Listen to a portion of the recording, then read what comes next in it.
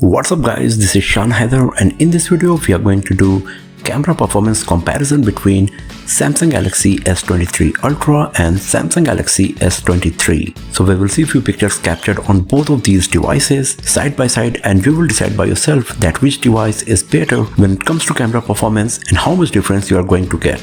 On the left side there will be a picture captured on Samsung Galaxy S23 Ultra, and on the right side there will be a picture captured on Samsung Galaxy S23. So here we go.